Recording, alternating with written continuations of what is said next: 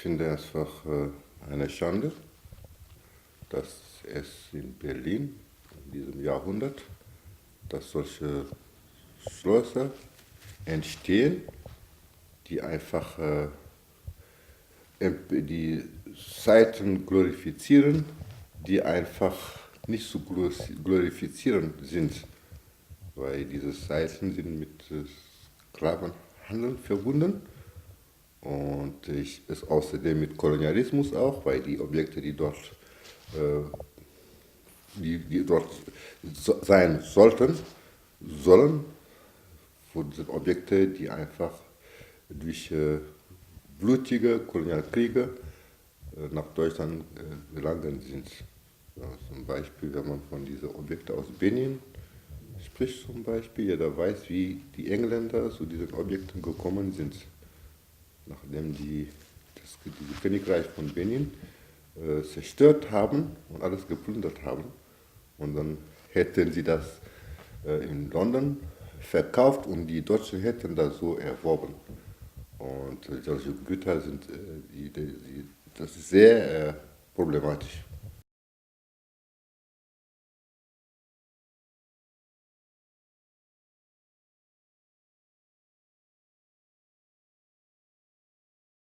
Es ist so, dass die Opfer von diesem Genozid Erolo und Nama sind. Auch wenn Deutschland heute mit der namibischen Regierung verhandelt, es kann nicht sein, dass die Opfer außer Acht gelassen werden.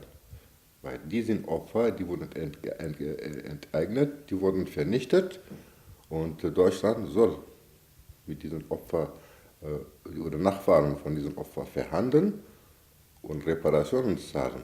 Weil es wurden fast 80% der Euro vernichtet und bis heute, dieser Genozid hat noch seine Auswirkungen noch heute, weil die Euro-Namas gehören zu den Ärmsten in Namibia. Und die haben ihr Land verloren. Und diese Land, was man nicht auch sagen möchte und will, dass auch das sind Deutschen, die auch die Kolonialisten, die sich in Namibia niedergelassen haben, die profitieren weiterhin von den Früchten von diesem Genozid. Und das ist nicht akzeptabel.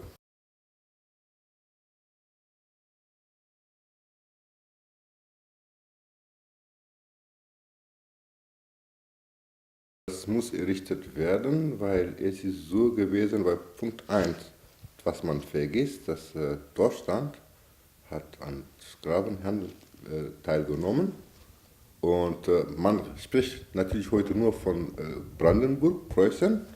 Eigentlich, wenn man richtig forscht, dann würde man wissen, dass Hamburg, weil es kann nicht sein, dass ein großer Hafen wie Hafen von Hamburg nicht beteiligt war. Und vor kurzem hatte man auch, die Forscher haben in der Schweiz herausgefunden, dass viele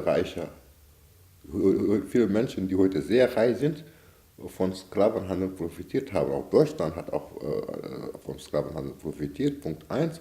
Und Punkt 2, die Initiative der Berliner Konferenz hatte Bismarck, hat alle Kolonialisten hier auch nach Deutschland eingeladen, um sich Afrika aufzuteilen.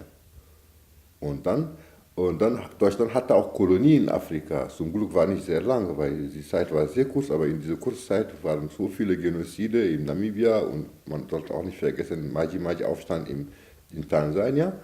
Und aus diesem Grund meinen wir, dass es in Berlin sollte hier ein Denkmal entstehen und auch ein Gedenkstätte auch zur Erinnerung an Sklaverei und Kolonialismus.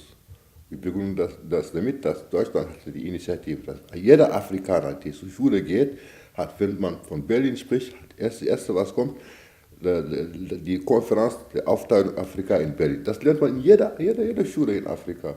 Und deswegen ist symbolisch, es ist wichtig, dass hier am Ort des Geschehens, dass ein Denkmal hier entsteht zur Erinnerung an die afrikanischen Opfer von Versklavung und Kolonialismus.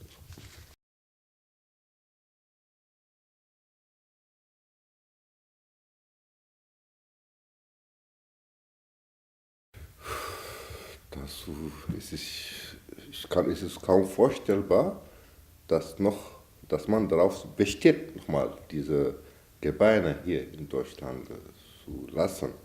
Wie weiß, wie zu welchem Zweck sie nach Deutschland gekommen sind. Wie weiß, wollte man in den blühenden Zeiten der Kolonialismus, wollte man beweisen, dass die Weißen überlegen sind, dass die anderen, die Schwarzen, haben keine Kultur und unterlegen sind. Und da zu rassistischen Forschungszwecken kamen diese Gebeine nach Deutschland. Und deswegen sollte man sich überlegen, ob es Sinn macht. Punkt 1, soll geforscht werden. Und die Bundesregierung soll auch Finanzmittel zur Verfügung stellen, damit man damit man forschen kann, woher diese Gebeine stammen und dann auch, damit die zurück nach ihrem Heimat zurückkehren können. Es ist so, dass es unvorstellbar, dass diese Objekte noch hier in Deutschland bleiben. Und wie sagte ein Freund von mir,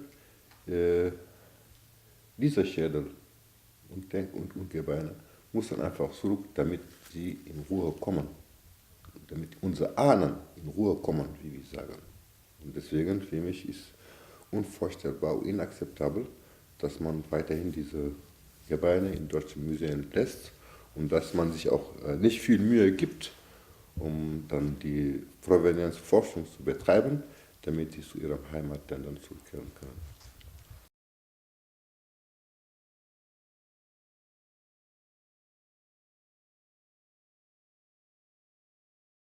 Das ist sehr wichtig. Ich werde erstmal die Erklärung von Durban erwähnen. Da steht ganz klar, dass Kolonialismus und Sklavenhandel zum Rassismus geführt hat. Dass die Menschen afrikanischer Abstammung heute unter Rassismus leiden, hat auch damit zu tun, dass es viele rassistische Ideologien in den 19. Jahrhundert entstanden sind, wo Schwarzen wirklich nicht als Mensch betrachtet wurden. Und die Geschichtsbücher und alles wurde in diese Richtung gemacht. Dann die Schulbücher, die Forschungsbücher, die Forschung, die Geschichtserzählung, die Kultur. Es ist einfach eine ganze Reihe von ideologischen Maßnahmen, die einfach dazu geführt haben, dass Menschen afrikanischer Herkunft weiterhin benachteiligt sind und Opfer von Rassismus sind. Auf diesem Grund sollte, wenn es eine Aufarbeitung der Kolonialgeschichte stattfinden soll, sollte man auch die Geschichte auf unsere Perspektive auch erzählen.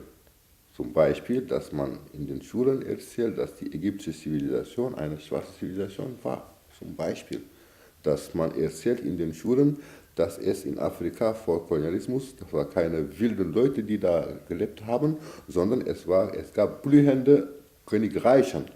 Dass man weiß, dass die afrikanische Kultur sehr reich war und einen wesentlichen Beitrag geleistet hat zu der Kultur der Menschheit.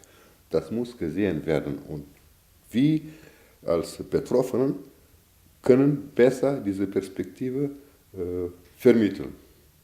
Weil es ist einfach so, dass jemand, der Betroffene und der seine Geschichte kennt, kann das besser erzählen als eine Unbeteiligte. Auf diesem Grund denken wir, dass es sinnvoll ist und auch es ist wichtig und das ist auch eine Forderung der Weltgemeinschaft, weil Deutschland, darf man nicht vergessen, hat diese Durbaner Erklärung unterschrieben und es gibt auch einen Aktionsplan, bestimmte Maßnahmen, die getroffen werden sollten, damit Menschen afrikanischer Abstammung weniger Opfer von Rassismus sind. Einfach, es sind Maßnahmen drin in diesem Durbaner Aktionsplan, das zum Abbau vom Rassismus gegen schwarze Menschen beitragen kann. Und die wollen wir gern auch umsetzen. Und deswegen ist es uns sehr wichtig, dass Menschen afrikanischer Herkunft eine wichtige Rolle bei der Aufarbeitung der Geschichte spielen.